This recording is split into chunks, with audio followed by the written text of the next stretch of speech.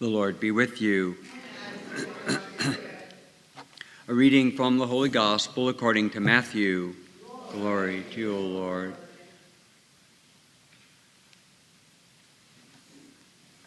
On that day, Jesus went out of the house and sat down by the sea. Such large crowds gathered around him that he got into a boat and sat down. The whole crowd stood along the shore. He spoke to them at length in parables, saying, "A sower went out to sow. As he sowed, some seed fell on the path, and birds came and ate it up. Some fell on rocky ground where it had little soil. It sprung up at once because the soil was not deep, but when the sun rose it was scorched, and it withered for the lack of roots.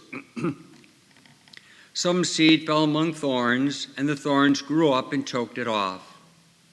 But some seed fell on rich soil and produced 100 or 60 or 30-fold. Whoever has ears ought to hear." The Gospel of the Lord.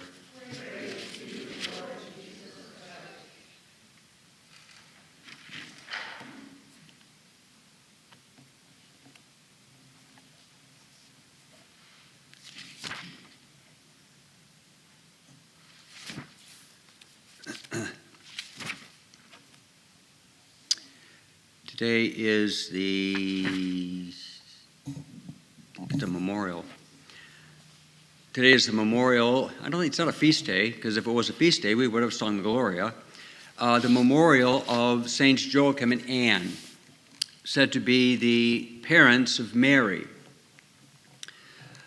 This information is reportedly had been found out in the 2nd century. From the 6th century, devotion to Anne widely developed in the East, and in the 8th century, Saint Jehoiakim. I have to admit, through the years, I've not really read a lot about Jehoiakim and Anne. I think the J is silent. I think it's Joachim. But it's said that Jehoiakim and Anne were for many years childless. And then, of course, Mary came along.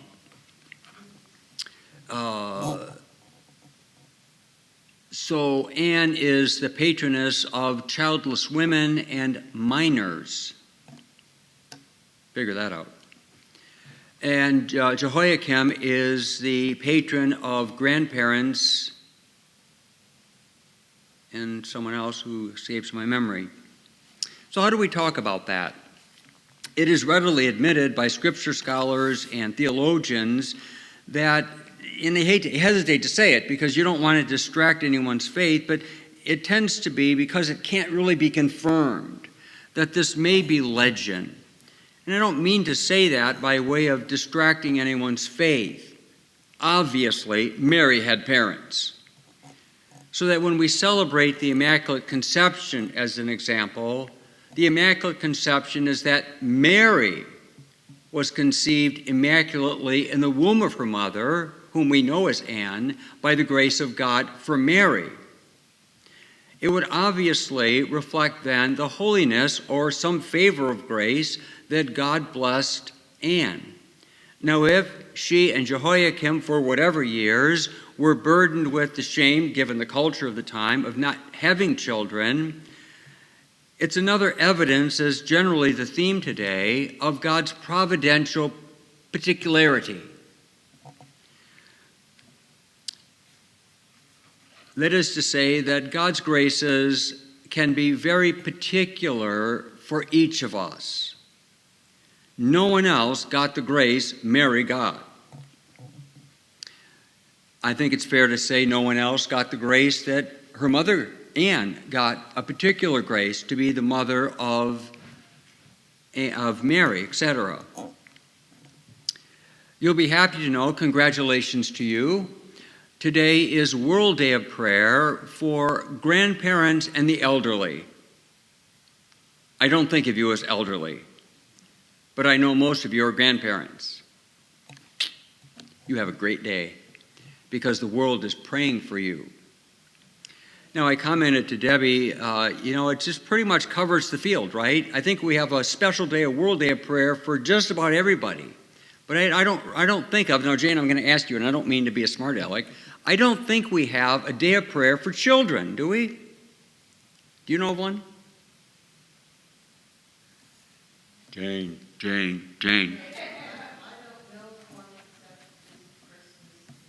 Yeah, Christmas, Holy Family comes to mind, and possibly the Feast of the Holy Innocents.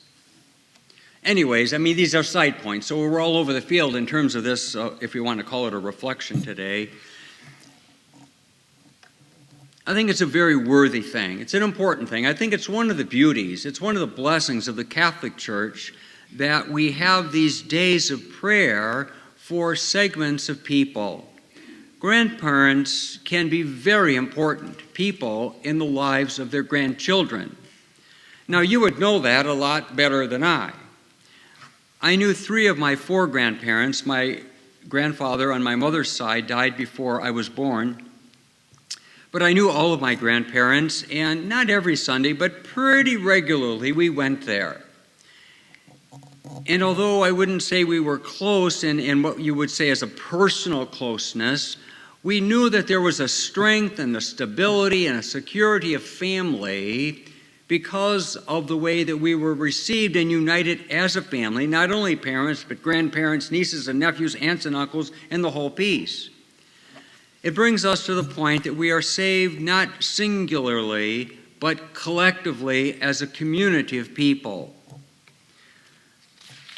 It does impress me that the overriding theme today is ultimately the providence of God. We continue to journey with the Israelites as they're making their way through the desert, reflecting universally the human reality to complain. And we understand their complaining. They're afraid. They're in a difficult place. There's no water. The weather is harsh. It's hot. And there's no food around, generally speaking. Why wouldn't they be afraid? So there's going to be an inclination to whine and complain not only against Moses, but against God. Look at the providential care that God hears the prayer. He tells Moses that he's hearing the cry of the people. And so he's responding, and he gives them bread from heaven. Now, again, I just came across this. It's in Word Among Us. I didn't look it up theologically or scripturally. But we know that manna is understood to mean bread from heaven. But according to the Word Among Us, it really means, what is this? Which is what we get at the end of this reading. On seeing it, the manna, the children of Israel asked one another, what is this? For they did not know what it was. So again, you're getting all these layers of biblical understanding that most of us won't know until we get to heaven.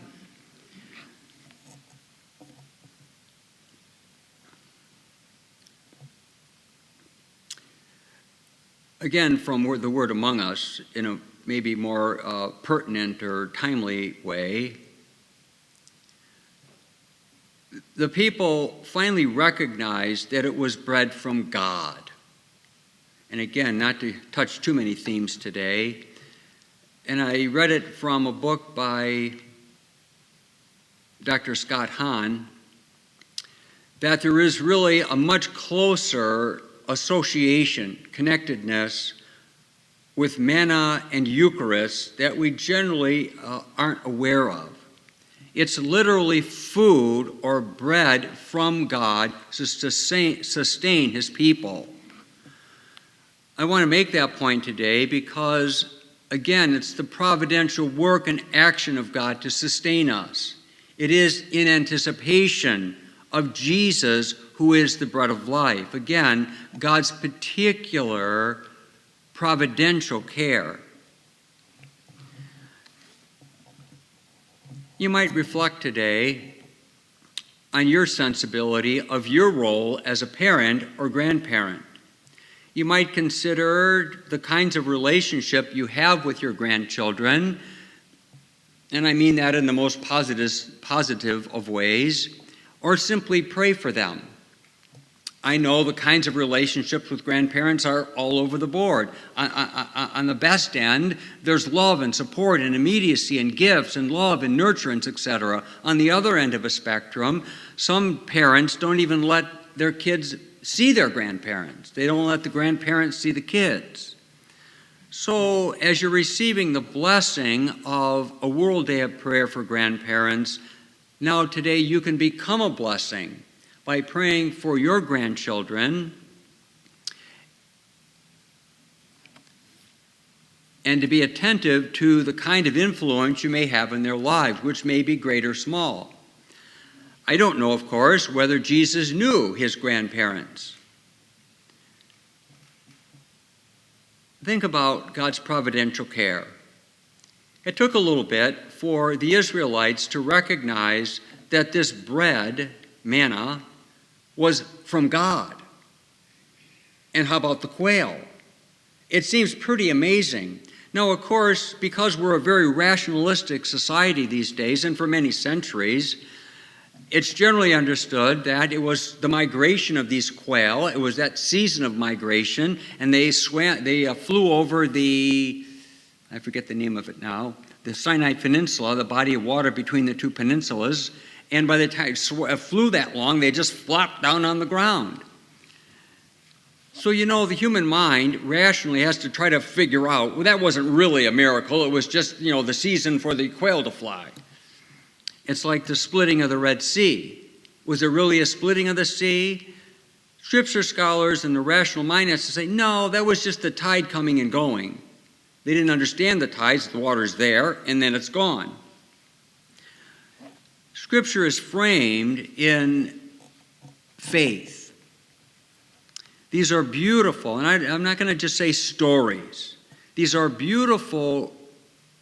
It's a beautiful relaying of the mysteries of God to us. There's a grace in being a grandparent.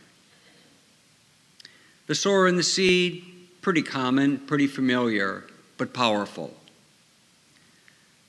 It's another way to help us to recognize the nearness or the distractedness of seeing God's presence. How is God revealing himself to the world today, to the church, to nations, to countries, to you? As a people of faith, I do think, as a part of that theme of providence here, how is the Lord blessing you? Pay attention.